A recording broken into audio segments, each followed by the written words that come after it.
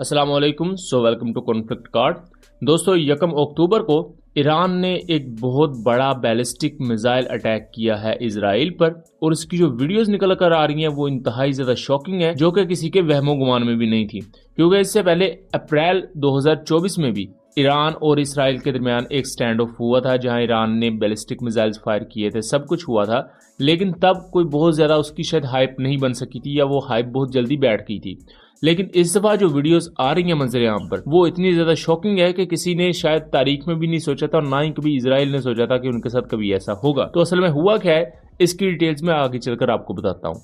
मैं फिलहाल बताता चलूं कि 27 सितंबर को इजराइल अपनी एक एयर स्ट्राइक में हिजबुल्लाह के चीफ हसन नसरुल्लाह को शहीद कर देता है। हसन नसरुल्लाह की शहादत के बाद जितने भी मुस्लिम कंट्रीज होती हैं, उनकी तरफ से बड़ा सख्त रद्द-ए-अमल भी आता है, गुस्सा किया जाता है, अवाम में मुजाहरे फूट पड़ते हैं कि इस तरह एक इतने बड़े लीडर को इस तरह शहीद कर दिया जाता है। और इससे जो डायरेक्ट असर पड़ा वो ईरान पर था, क्योंकि हिजबुल्लाह ईरान की बड़ी प्रोक्सीज में आती है, बड़ी तंजीमों में आती है, जिसका बहुत ही ज्यादा गहरा अमल दखल है मिडल ईस्ट में।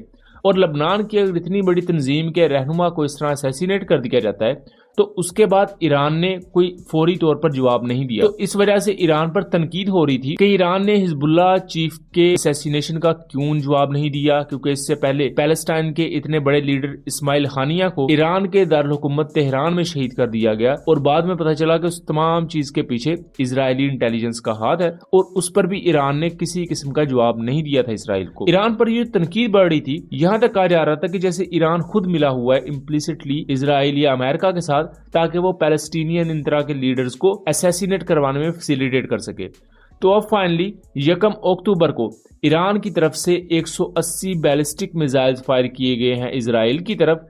और यहां भी जो शॉकिंग चीज है सबसे बड़ी, वो ये कि जो ज्यादातर बैलिस्टिक मिसाइल्स हैं उन्होंने इजराइल के एरियाज में जाके हिट किया है। क्योंकि इससे पहले अप्रैल 2024 में जब ईरान ने स्ट्राइक्स की थी, तब 300 प्रोजेक्टाइल्स फायर किए गए थे, जिनमें तकरीबन 150 करीब बैलिस्टिक मिसाइल्स थे, तकरीबन इतने ही 100 से ज्यादा ड्रोन्स थे, कुछ क्रूज मिसाइल्स थे।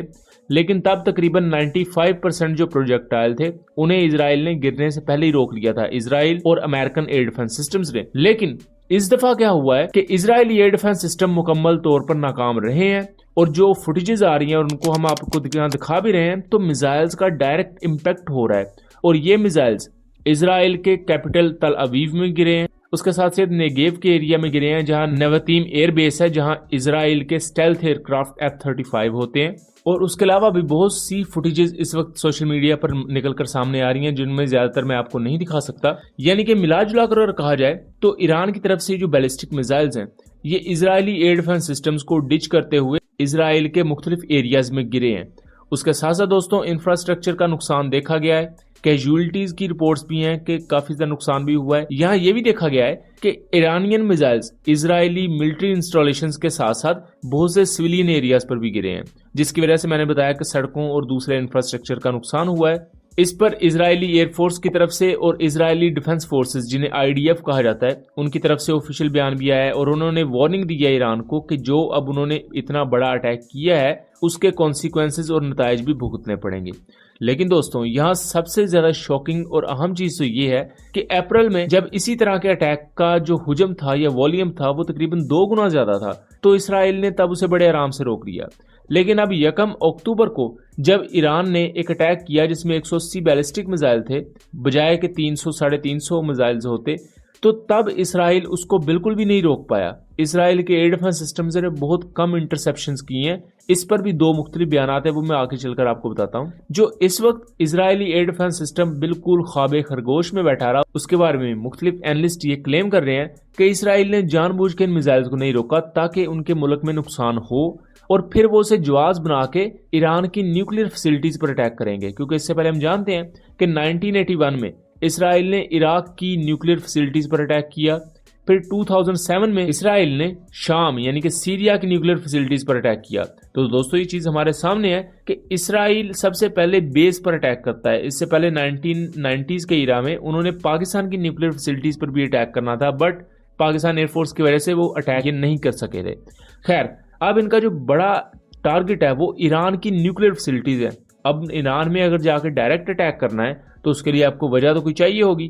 तो वजह उन्होंने इस दफा खुद क्रिएट होने दी कि हम पर एक वजह क्रिएट हो, और उसके बाद हमें एक जवाब मिल जाए इंटरनेशनल के, देखें जिन्होंने हमारे मुल्क में मिसाइल्स फायर किए हैं, तो अब हमने जवाब में ये किया है। इसी तरह जब हमास ने 7 अक्टूबर 2023 को पहले अटैक किया इजराइल पर, तो उसमें इजराइल का नुकसान कम हुआ था, लेकिन सोशल मीडिया पर जो मुस्लिम कंट्रीज थे उन्होंने उसे बहुत ज्यादा बढ़ा चढ़ा दिया।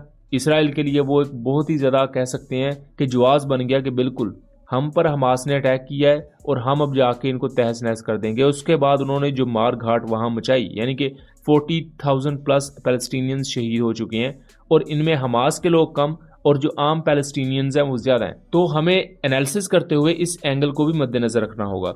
उसके साथ साथ दोस्तों यहाँ 2 अहम नुक्ता नजर हैं।